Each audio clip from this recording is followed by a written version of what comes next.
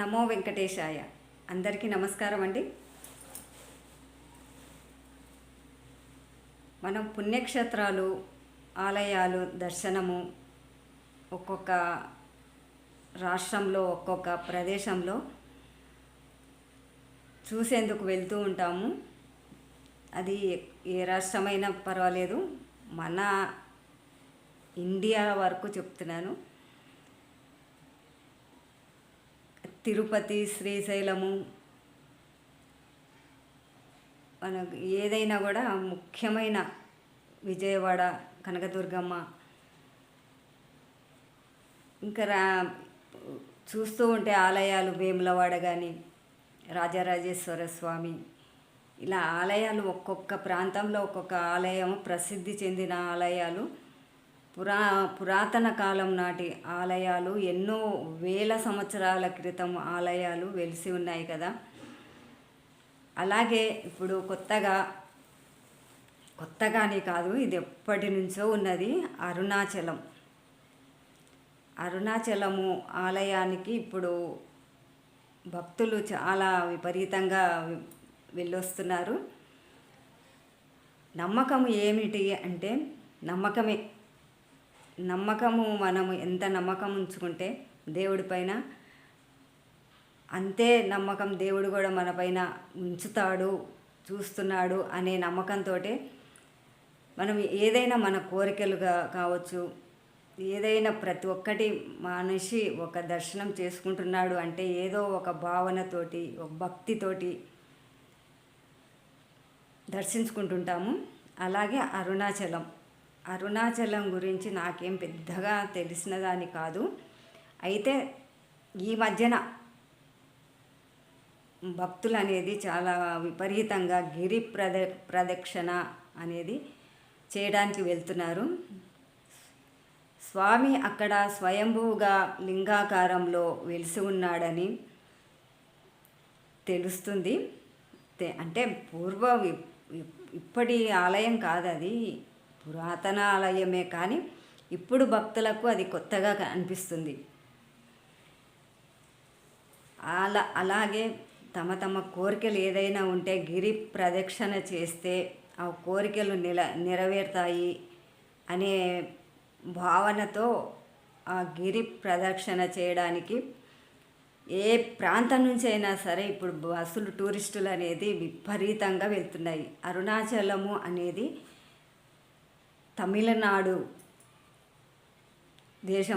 తమిళనాడు ప్రాంతంలో ఉంది, రాష్ట్రంలో ఉంది. అక్కడ ఆచారం ప్రకారము అరుణాచలము అంటే మనకు రజనీకాంత్ సినిమా గుర్తుకొస్తుంది, అరుణాచలము. కానీ అరుణాచలంలో గిరి ప్రదక్షిణ ఎలా ఇది ప్రసిద్ధి చెందింది అని మనం చెప్పుకుంటే, చెప్పే భక్తుల వల్ల, అక్కడ గిరి అనేది ఒక పెద్ద కొండ అన్నమాట గిరి. ఆ గిరి చుట్టూ ప్రాంతమే మనం గిరి ప్రదక్షిణ చేసే ప్రాంతం. ఆ కొండ చుట్టూ తిరిగితే కాలినడక, అది కూడా చెప్పులు లేకుండా కూడా చేయమని చెప్తున్నారు. అయితే 14-15 కిలోమీటర్లు ఉంటుంది ఆ గిరి చుట్టూ ప్రదక్షిణ చేస్తే. ఆలయం మొదలు పెడితే కుడివైపు నుంచి మనం ప్రదక్షిణ చేయాల్సి ఉంటుంది.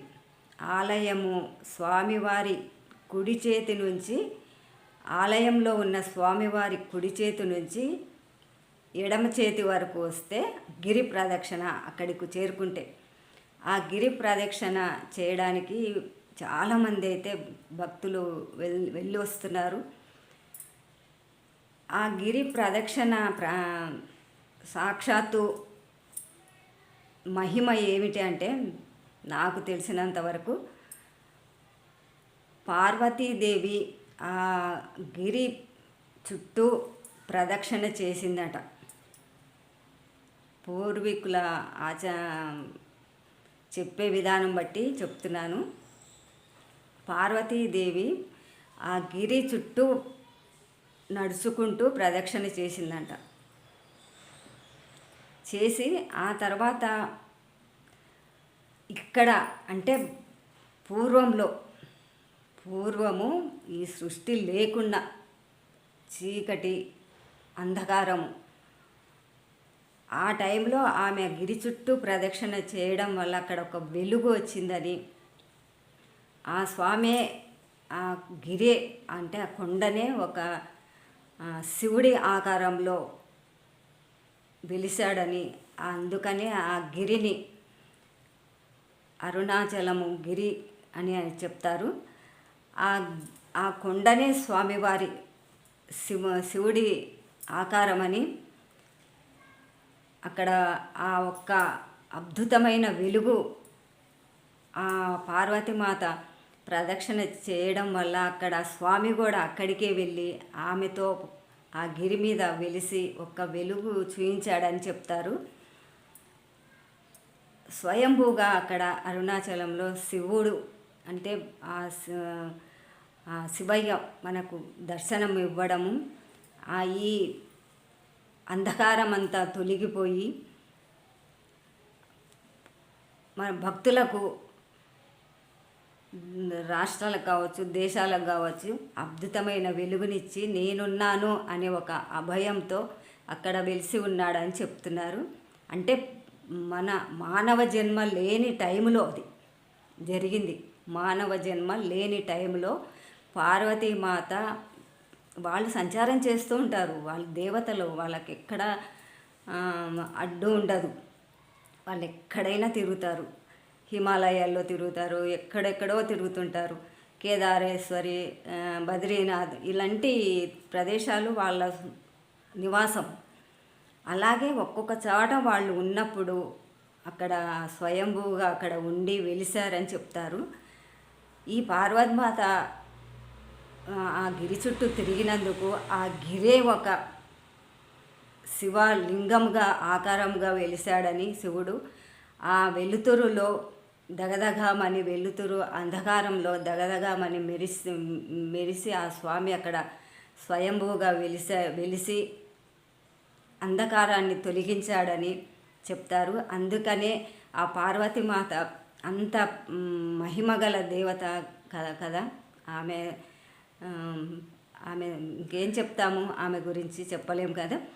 ఆమె గిరి చుట్టూ తిరిగినందుకే ఆమెకు అంత అద్భుతము. అక్కడ స్వామి ఆమెతో పాటు వచ్చి అక్కడ ఆ గిరి రూపంలో, కొండ రూపంలో వెలిశాడని చెప్పడం వల్ల అక్కడ అనుకున్న కోరికలు నెరవేరుతాయని, పార్వతీమాత అడుగుజాడలే అవి అని గిరి చుట్టూ తిరుగుతారు. ఆ గిరి చుట్టూ 8 లింగాలు ఉన్నాయట. 8 జ్యోతిర్లింగాలు అక్కడ ఉన్నాయంట. ఆ లింగాలను దాటేసుకుంటూ దర్శించుకుంటూ మనం స్వామివారిని దర్శించుకునే అవకాశం ఉంటుందంట. నాకు తెలిసిన మటుకు చెప్తున్నాను. ఇప్పుడు మాత్రము ఈ భక్తులు ఎక్కువైపోయి, టూరిస్టులు ఎక్కువైపోయి అక్కడ టూరిజం అనేది చాలా విపరీతంగా పెరిగిపోయి, అంటే విదేశాల వాళ్ళు కూడా వచ్చి అక్కడ స్థావరం ఏర్పరచుకొని అక్కడ నానా హోటల్స్ ఏమేమో చెప్తున్నారు. ఇంకా టిఫిన్ సెంటర్లు అవి ఇవి మన భక్తులకు కావాల్సినవన్నీ అక్కడ సదుపాయంలో ఉంటాయంట. ఇంకా అది టూరిజము అనేది ఇంకా ప్రతి ఊరు నుంచి ఇప్పుడు అరుణాచలం ఎవరి నోటి విన్నా అరుణాచలం వెళ్ళి రావాలి, అరుణాచలం వెళ్ళొస్తే గిరి ప్రదక్షిణ చేసి వస్తే కోరికలు నెరవేరుతాయని నమ్మకంతో వెళ్తున్నారు. ఆ పార్వతీమాత అడుగుజాడల్లో గిరి చుట్టూ తిరిగినా మనకు పుణ్యమే దక్కుతుంది అని ఆ రకంగా కూడా వెళ్ళి రావచ్చు. అంతేగాని మనము అక్కడ ఇప్పుడు వెలిసిన దేవుడు కాదు అరుణాచలంలో. పూర్వంలో మన సృష్టి అంధకారంలో ఉన్నప్పుడు పార్వతీమాత అటు తిరుగుకుంటూ కాలినడకన తిరుగుతూ గిరి చుట్టూ తిరిగినందుకు ఆ స్వామి కూడా అక్కడికే వచ్చి ఆ కొండ రూపంలో అక్కడ వెలిసి ఆ చీకటినంతా తొలగించి మనకు దర్శనమిచ్చాడని, తర్వాత మానవులు పుట్టి దర్శనమిచ్చాడని చెప్తారు. అందుకే పార్వతీ పరమేశ్వరులు ఆ గిరిపైన ఎప్పటికీ ఎల్లవేళలా కంటికి రెప్పలా తన భక్తులను కాపాడుతారు అని చెప్తారు. అందుకనే చూడండి, కార్తీక మాసంలో పౌర్ణమి రోజు అక్కడ గిరిపైన కొండపైన జ్యోతి వెలిగిస్తారు. ఎన్నో వందల కిలోల నెయ్యితో ఆ పెద్ద ఒత్తి చేసి ఒక పెద్ద డ్రమ్ములో పెట్టి ఆ రోజు కార్తీక పౌర్ణమి రోజు అరుణాచలంలో జ్యోతిని చూడడానికి కూడా లక్షల మంది భక్తులు వెళ్తుంటారు. ఆ జ్యోతి అఖండ జ్యోతిగా వెలుగుతుంది, దర్శనమిస్తుంది. అంతకు మించి భాగ్యం లేదని అక్కడ స్వామివారిని దర్శనం చేసుకొని ఆ జ్యోతిని చూస్తే అంత పవిత్రమైన అనుభూతి కలుగుతుంది. మనం టీవీలో ఆ రోజు మనకు ఛానల్లో కూడా చూపిస్తుంటారు దర్శనము, ఆ జ్యోతి దర్శనము. అలా కార్తీక మాసంలో ఇలాంటి జ్యోతి దర్శనం కూడా అక్కడ ఏర్పాట్లు చేస్తారనమాట.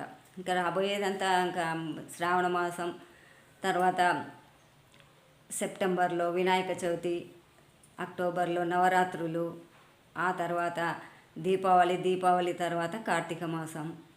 ఇవన్నీ దృష్టిలో పెట్టుకొని ఇంకా ఆ రోజు భక్తులు వేల మంది దర్శనం చేసుకోవడానికి కూడా వెళ్తూ ఉంటారు. అరుణాచలంలో మహత్యము, పార్వతీమాత అక్కడ గిరి ప్రదక్షిణ చేయడం వల్ల అమ్మవారు అక్కడ ఉంది అని చెప్పి స్వామివారు కూడా ఆ కొండ రూపంలో గిరి రూపంలో అక్కడ లింగాకారంలో వెలిసినందుకు ఆ గిరి చుట్టూ తిరిగితే ప్రదక్షిణ చేస్తే మోక్షం కలుగుతుందనే భావననే కానీ ఇంకొక వేరే ఆలోచన లేదు. కాబట్టి కోరిన కోరికలు నెరవేరుతున్నాయి అంటే ఆ స్వామి మహిమ, ఆ తల్లి జగన్మాత ఆశీస్సులే అనుకోవాలి. నాకు తెలిసిన విధంగా అరుణాచలంలో ఇంకా ఒక చిన్న 2 బండల మధ్యన మనుషులు దూరితే అనారోగ్యాల నుంచి బాగుపడతామని కూడా అట్లా 2 బండల మధ్యలో దూరుతూ ఉంటారు. అది బాగా ఒబిసిటీ ఉన్న వాళ్ళు దూరి నానా అగచాట్లు పడుతుంటారు. అవతలికి రాలేక, ఇటుకు పోలేక, బయటికి రాలేక ఇబ్బందులు పడుతుంటారు. అవన్నీ మనకు చేతనైతే చెయ్యాలి, లేదంటే అవన్నీ మన సాయశక్తులా ప్రయత్నించి ప్రయాసపడకండి. మనకు దేవుడు దర్శనమిచ్చిన గిరి పైన స్వామి ఉన్నాడంటే గిరి చుట్టూ అమ్మవారి నడక సాగింది, అమ్మవారి పాదాలు నడిచిన చోట మనం నడుస్తున్నామంటే మహాభాగ్యం కదా. కానీ నాకు తెలిసినంత వరకు అరుణాచలం గురించి చెప్పాలనిపించింది. ఓకేనండి, మంచి వీడియోతో మళ్ళీ మీ ముందుకు వస్తాను.